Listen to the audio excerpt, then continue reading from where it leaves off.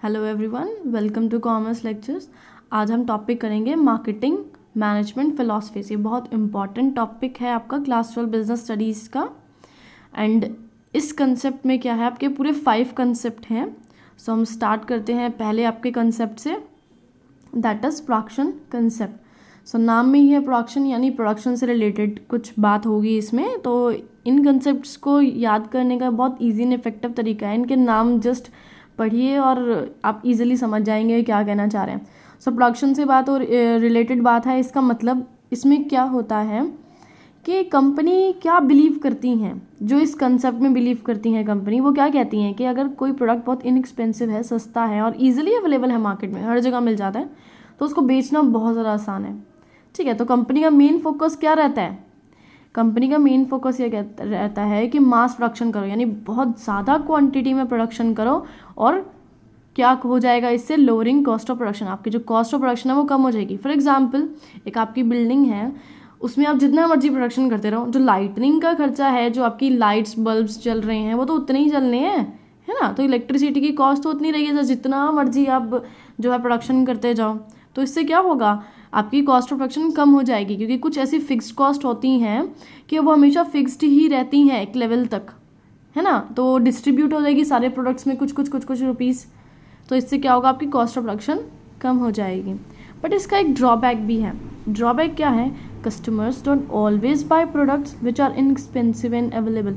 Customer जरूरी नहीं है हमेशा वो प्रोडक्ट जो सस्ते और अवेलेबल हो वो खरीद ले। फॉर एग्जाम्पल, आप मार्केट जाते हैं, अब जैसे कि कोई भी सीपी वगैरह में चल गए, वहाँ पे सीपी वगैरह में जाके आपने देखा कि बहुत सस्ते जो है मार्केट में कुर्ते या फिर शर्ट्स आई हुई हैं, ठीक है, और वो काफ़ी ज़्यादा सस्ते हैं और इजीली अवेलेबल भी हैं। तो ज़रूरी थोड़ा ना आप वो ख़रीद लोगे।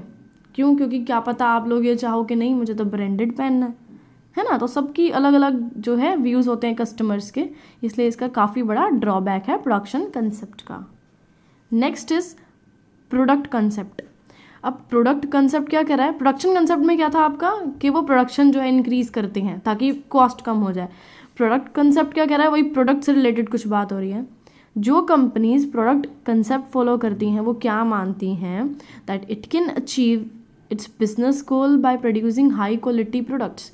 वो कंपनीज मानती हैं कि अगर वो बहुत ज़्यादा हाई क्वालिटी के प्रोडक्ट्स जो हैं बनाएगी तो आराम से बिजनेस गोल अचीव कर लेगी, अपना प्रॉफिट अर्न करेगी, अच्छा बिजनेस चलेगा उसका। बट ज़रूरी नहीं है कि ऐसा हो। ड्रॉबैक क्या है इसकी? Good quality is not enough force. ज़रूरी नहीं है कि अच्छी क्वालिटी का हम कुछ भी प्रोड्यूस कर रहे हैं तो वो बिकेगा ही बिकेगा। Customer will by only when they need it want it. Customer से तभी तो खरीदेगा जब उसको ज़रूरत होगी। अब आप लोग जहर भेजने लगे बहुत अच्छी क्वालिटी का, ज़रूरी थोड़ा ना कि सबको जहर खाना है ना। जब उनको उसकी ज़रूरत पड़ेगी, चाहे वो चूहे मारने का हो, चाहे वो छिपकली मारने का हो, तभी तो वो लोग खरीदेंगे। सो ये तो बहुत सिली सा एग्जाम्पल था। क्या मैं एक सही एग्जाम्पल देती हूँ। फॉर एग्जाम्पल, जैसे कि आपने एक कंपनी है आपकी जिसमें आप हेयर डाई बना रहे हैं, ठीक है। अब हर कोई थोड़ा ना, आप कितनी मर्जी अच्छी क्वालिटी की वो उसको हेयर कलर बना लो, लेकिन हर कोई थोड़ा ना उसे खरीदेगा। उसे तो वही खरीदेगा ना जिसके ग्रे हेयर्स हैं या कोई जो इंटरेस्टेड अपने हेयर्स का कलर चेंज करने में, है ना। तो इसका फोकस क्या होता है? Good quality. मेन फोकस क्या होता है कि क्वालिटी अच्छी बनानी है और साथ में कुछ एडिट फीचर्स देने हैं ताकि कॉम्पिटिटर से अच्छा हो आपका product. Third is selling concept. अब सेलिंग से रिलेटेड कुछ बात हो रही है। तो जो इस कंसेप्ट को फॉलो करती है कंपनीज, वो क्या बिलीव करती हैं? To make a customer buy a product he और she need to be convinced even if he has no intention of buying it. Company क्या कहती है कि हमें जस्ट कस्टमर को कन्विंस करना है कैसे भी करके कि हमारा प्रोडक्ट खरीद लो, बस। चाहे वो खरीदना ना चाहता, उसकी कोई इंटेंशन ना हो कि हमें प्रोडक्ट खरीदना है, बस हमें जो है उनको कन्विंस करने से मतलब है कि इसको खरीद लो बस, इस प्रोडक्ट को। तो इनका मेन फोकस क्या होता है? सेलिंग सेलिंग सेलिंग, बस। Use aggressive selling and promotion techniques to sell the product by hook और बाय क्रुक। चाहे कोई भी मीन्स यूज़ करना हो, चाहे कोई भी तरीका यूज़ करना हो, कोई एग्रेसिव सेलिंग या प्रमोशन टेक्निक यूज़ करनी हो, कंपनी को सिर्फ क्या मतलब है? सेलिंग से, और कुछ लेना देना नहीं है, सिर्फ बेचो।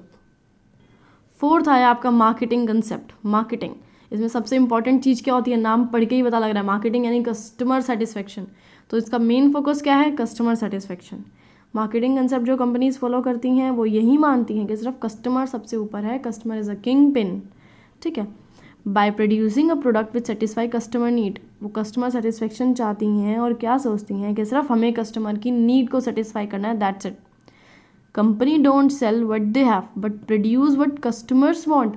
कंपनी वो चीज़ नहीं बेचती है जो वो उनके पास अवेलेबल है, व्हाट दे हैव यानी उनके पास जो चीज़ अवेलेबल है वो चीज़ बेचने पे वो फोकस नहीं रखती है। उनका मेन फोकस क्या होता है, वो ऐसी चीज़ प्रोड्यूस करें जो कि कस्टमर चाहता है, जो कि कस्टमर चाहता है कि उसे ऐसा प्रोडक्ट चाहिए। वो कोशिश करती हैं कि हम ऐसा प्रोडक्ट जो है बनाएं ताकि कस्टमर उसे खरीदे, ना कि हमारे पास कुछ है और हमने ज़बरदस्ती कस्टमर्स को सेल कर दिया, सेलिंग कंसेप्ट की तरह।